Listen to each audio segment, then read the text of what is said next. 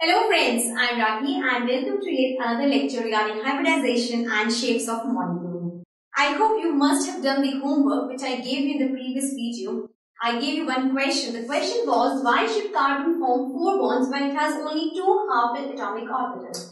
I hope you and I think you must have searched the answer regarding this question, but please don't get disappointed if you didn't got the answer relevant to this question. In this video, I'll be telling you the detailed answer regarding this question and I'll make you learn about it. Fine, so let's start this video with the question, why should carbon form 4 bonds when it has only 2 half-filled atomic orbitals? Fine. एक previous video में मैंने आपको about the carbon की electronic configuration बताई थी in the ground state. तो in the ground state carbon की जो electronic configuration थी उसके according से the configuration was 1s2, 2s2 and 2p2. उस configuration के according carbon was having only 2 half-filled atomic orbitals. लेकिन आप जानते हैं carbon जो है वो 4 bonds बनाता है.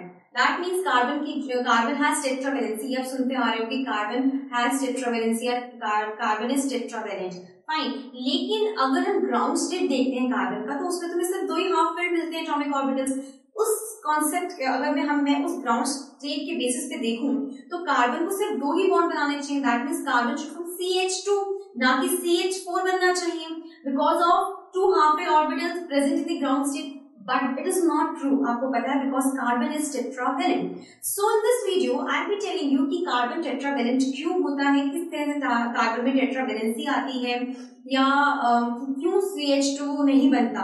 Why carbon do not form 2 bonds? That means CH2 क्यों नहीं बनता और CH4 क्यों बनता है. ठीक है. So let's begin.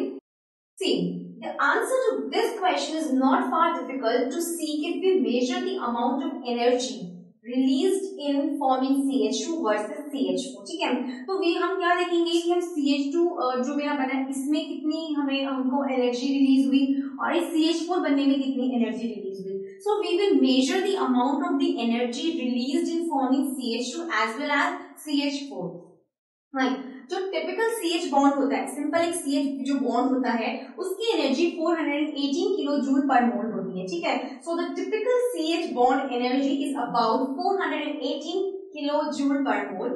Thus the reaction of carbon with 2 hydrogen atoms, thus the reaction of carbon with 2 hydrogen atoms to form CH2 should liberate approximately 836 kilojoule per mole of energy. देखा, अगर आप ये तो है ही मैंडेटरी है या फिर कह लो कि जो हमने CH बॉन्ड की जो एनर्जी होती है, जो टिपिकल CH बॉन्ड होता है उसकी जो एनर्जी होती है वो 418 किलो जूल पर मोल होती है. ठीक है. तो अब जब रिएक्शन होगा कार्बन का और किसके साथ, 2 हाइड्रोजन के साथ में. क्यों? बिकॉज कार्बन के पास अभी यानी ग्राउंड स्टेट सिर्फ 2 हाफ फिल्ड एटॉमिक ऑर्बिटल्स हैं, तो ऑब्वियसली 2 हाइड्रोजन आएंगे उसको उसके साथ बॉन्ड अपना बना लेंगे. फाइन. तो जब रिएक्शन होगा कार्बन का 2 हाइड्रोजन के साथ में और क्या बनेगा CH2, तो कितनी एनर्जी रिलीज होनी चाहिए? 836 kilo joule per mole of energy release होनी चाहिए. So this is the reaction. See, carbon के पास में ये 2 हाफ फिल्ड ऑर्बिटल्स हैं, ये 2 हाइड्रोजन है, इसके पास एक इलेक्ट्रॉन, तो वो यहाँ जाके अटैच हो जाएगा, एक हाइड्रोजन यहाँ जाके अटैच हो जाएगा. ठीक है. तो अटैच जाएगा तो हमें ये मिल जाएगा CH2. तो इसकी जो energy delta H, that means change in जो एंथैल्पी है वो क्या आएगी? -836 किलो जूल. फाइन. अब हम देखते हैं alternatively if the carbon is to form 4 bonds, अगर कार्बन 4 बॉन्ड बनाता है तो it must have 4 half filled. अगर कार्बन को 4 बॉन्ड बनाने हैं, क्योंकि हमें पता है कार्बन टेट्रावेलेंट है. ठीक है. तो कार्बन को टेट्रावेलेंट होने के लिए कार्बन को 4 बॉन्ड बनाने पड़ेंगे. Alternatively the carbon is to form 4 bonds, carbon को अगर 4 बॉन्ड्स बनाने पड़ेंगे it must have 4 half filled orbitals. अगर 4 बॉन्ड बनाने पड़ेंगे कार्बन को तो उसके पास 4 हाफ फिल्ड एटॉमिक ऑर्बिटल्स होने चाहिए. This can be conceived if we consider that one of the 2s electrons get promoted to the vacant 2pz orbital. अब कार्बन 4 bonds कैसे बना सकता है? ये तभी पॉसिबल होगा जब 2s में से इलेक्ट्रॉन्स प्रोमोट हो जाएगा, एक इलेक्ट्रॉन प्रोमोट होके 2pz ऑर्बिटल में आ जाएगा. आपको पता है 2pz ऑर्बिटल जो कार्बन में होता है वो एम्प्टी होता है ग्राउंड स्टेट में, लेकिन अगर हम प्रोमोट कर दें 2s इलेक्ट्रॉन को 2pz उस ऑर्बिटल के अंदर, तो आप देख सकते हैं तब हमको क्या मिल जाएंगे?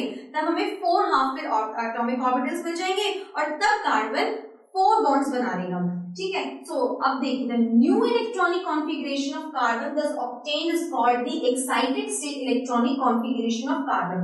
ग्राउंड स्टेज में तो it was having only 2 half shell orbital 1s2 2s2 and 2p2, ठीक है। लेकिन जब हम एक्साइटेशन मोड पे आ जाएंगे, जब हम कार्बन को एक्साइट कर देंगे तो उसकी एक्साइटेड इलेक्ट्रॉनिक कॉन्फ़िगरेशन क्या हो जाएगी, 1s2 2s1 2px1 2py1 2pz1। अब आप देखिए 2s वाले जो ऑर्बिटल में भी एक इलेक्ट्रॉन है, 2px 2py और 2pz वाले में भी अब सब में एक एक इलेक्ट्रॉन होंगे। अब आप देखेंगे कि अब हमें मिले हैं 4 half filled atomic orbitals.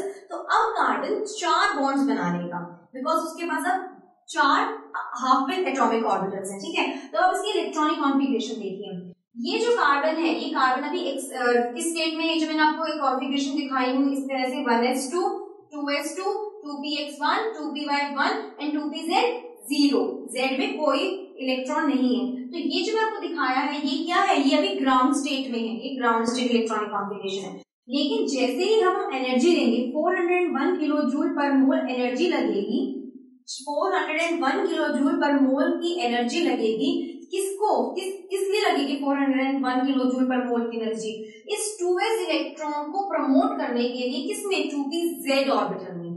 Ground state के अंदर जब हम एनर्जी देंगे तो 2s इलेक्ट्रॉन में जो 2 इलेक्ट्रॉन्स होंगे उसमें से एक इलेक्ट्रॉन एक्साइट होकर 2pz ऑर्बिटल में आ जाएगा। तब हमारी इलेक्ट्रॉनिक कॉन्फ़िगरेशन देखिए, 401 किलो जूल पर मोल का मैंने प्रमोशन दिया, मतलब एनर्जी दी। तो अब मेरे पास 1s में तो एज इट इज इलेक्ट्रॉन है 1s2, 2s में 1 इलेक्ट्रॉन, 2px में 1 इलेक्ट्रॉन, 2py में 1 इलेक्ट्रॉन, 2pz में 1 इलेक्ट्रॉन।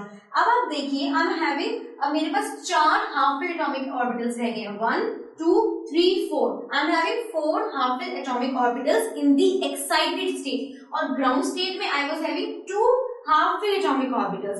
तो ग्राउंड स्टेट के बेसिस पे देखा जाए तो कार्बन को सिर्फ 2 बॉन्ड्स बनाने हैं, लेकिन जब एक्साइट कर देते हैं तो हमें क्या मिल रहा है, 4 एटॉमिक ऑर्बिटल्स मिल रहे हैं, वो भी हाफ फिल्ड। तो अब कार्बन जो है वो क्या बना देगा, 4 बॉन्ड्स बना देगा।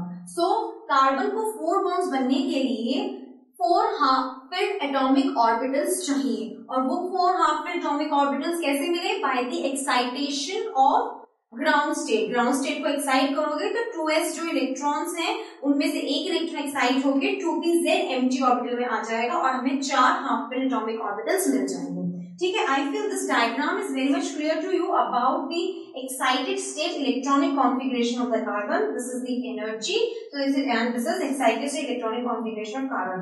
So please do have a keen eye on this diagram ताकि आपको बहुत अच्छे से ये समझ में आ जाए, ठीक है।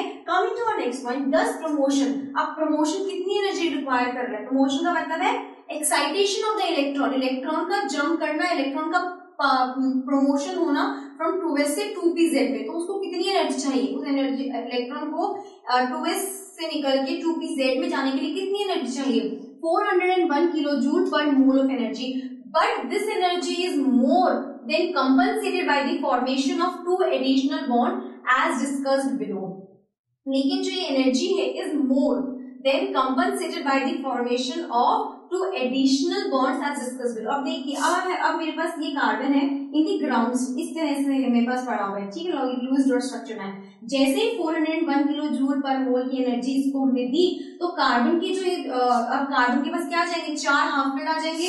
अभी तो सिर्फ 2 हाफ फिल्ड एटॉमिक ऑर्बिटल से, अब क्या हो जाएंगे 1 2 3 4। अब इस तरह का लूज डॉट स्ट्रक्चर बन जाएगा बिकॉज अब कार्बन के पास में 4 हाफ फिल्ड एटॉमिक ऑर्बिटल्स हैं, ठीक है। अब मैं इसमें हाइड्रोजन का अगर मैं इसमें मिक्सिंग करती हूँ तो अब देखिए हाइड्रोजन, एक यहाँ हाइड्रोजन, एक यहाँ हाइड्रोजन, एक यहाँ हाइड्रोजन, एक यहाँ हाइड्रोजन, तो मेरे को मिल गया मीथेन, CH4 मुझे मिल गया, ठीक है ना, फाइन। तो अब इसमें एनर्जी कितनी होगी 418। तो जो एक टिपिकल कार्बन हाइड्रोजन का बॉन्ड होता है उसकी एनर्जी 418 होती है। तो 4 कार्बन हाइड्रोजन के बॉन्ड की एनर्जी कितनी हो जाएगी, 480 into 4। अब उसमें से हम सब्सट्रैक्ट कर देंगे 401 तो हमें क्या मिल जाएगा 1271 किलो जूल मिल जाएगी। ये हमारी चेंज इन एंथैल्पी हो जाएगी जब कार्बन 4 बॉन्ड बनाएगा, और जब 2 बॉन्ड बना रहा था तो कार्बन की enthalpy of change in enthalpy कितनी थी, 836 किलो जूल थी, ठीक है। When bonds are formed, energy is released. आपको पता है जब बॉन्ड टूटता है और जब बॉन्ड बनता है दोनों ही टाइम पे एनर्जी रिलीज होती है। अब यहाँ पर इस केस में जब टेट्रावेलेंसी ऑफ कार्बन में आपको दिखा रही हूँ इधर क्या बन रहा है, bonds are being forming up, ठीक है। तो जब बॉन्ड्स फॉर्म होंगे तो एनर्जी क्या होगी, रिलीज होगी and the system becomes more stable. याद रखिएगा when the bonds are formed and the energy is released the system becomes stable, ठीक है। सिस्टम कब स्टेबल होता है, जब बॉन्ड फॉर्म हो रहा है और एनर्जी रिलीज हो रही है। So when bonds are form energy क्या होती है, रिलीज होती है और सिस्टम क्या बन जाता है, स्टेबल बन जाता है। If carbon forms 4 bonds rather than 2, अगर कार्बन 4 बॉन्ड बनाता है 2 के अलावा, मतलब अगर कार्बन फॉर्म्स 4 बॉन्ड्स, अगर कार्बन 4 बॉन्ड्स बनाता है 2 बॉन्ड्स नहीं बनाता, twice as much energy is released. अगर कार्बन 4 बॉन्ड बनाता है और 2 बॉन्ड नहीं बनाता, ठीक है, तो आप देखिए कि twice as much energy will be release, और ज्यादा एनर्जी रिलीज होगी। अगर वो 2 बॉन्ड बना रहा है तो 836 की रिलीज हो रही है, लेकिन अगर वो 4 बॉन्ड बना रहा है तो 1271 किलो जूल वाली एनर्जी रिलीज हो रही है। तो आप देखिए twice as much energy is been released.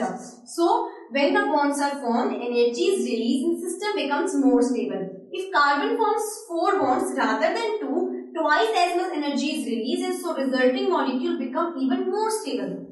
अगर CH2 बनाता है तो 836 और अगर CH4 बनाता है तो 1271 किलो जूल की एनर्जी रिलीज होती है।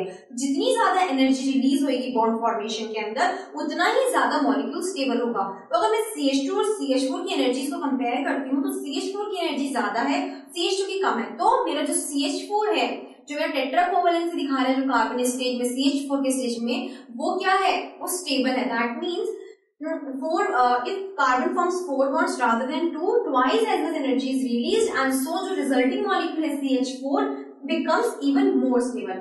और ये जो CH4 बना है ना वो थर्मोडायनेमिकली भी फेवरेबल है, ठीक है। तो CH4 जो सबसे पहले तो एनर्जी ज्यादा है तो वो स्टेबल होगा because more energy, because if more bonds are formed then more energy is released and the molecule is stable. दूसरा वो थर्मोडायनेमिकली फेवरेबल भी है। तीसरा it is because of this reason, thermodynamically favourable condition की वजह से, और दूसरा एनर्जी, मेजरमेंट ऑफ एनर्जी की वजह से कार्बन जो है always shows tetravalency, because carbon tetravalency stage में बहुत ज्यादा स्टेबल होता है just because of the release of more release of the energy. जितनी ज्यादा एनर्जी निकलेगी उतना ही ज्यादा मॉलिक्यूल स्टेबल होगा। दूसरा वो थर्मोडायनेमिकली फेवरेबल भी है। इसीलिए इन 2 रीजन की वजह से कार्बन शोज टेट्रावेलेंसी, ठीक है। तो आपको क्लियर हो गया होगा कि कार्बन CH2 क्यों नहीं बनाता, CH4 क्यों बनाता है, व्हाई कार्बन इज टेट्रावेलेंट, वो भी आपको पता चल गया है। फिर भी अगर आपको इसके रिगार्डिंग कोई भी डाउट हो then please do write your doubts in the space given below. Well that's it for me, it's me Rakhi saying you all a good bye.